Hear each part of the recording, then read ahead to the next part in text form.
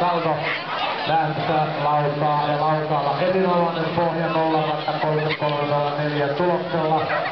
Elikkä nyt on vaikka Romanelle Luuki, Aino Pelasi ja nyt kun tehdään toinen 0 vielä tohon ei tehdä, tulee keteltä vitonen. Ja kuitenkin hyvä 0 on pohjalla.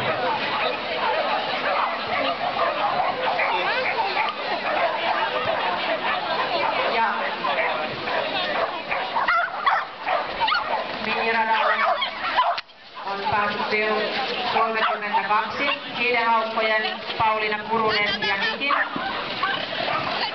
Tässä minipuolella tilanne on se, että siellä johdossa on Kirkkonumen Kennerker, on 2 hienoa nollatulosta.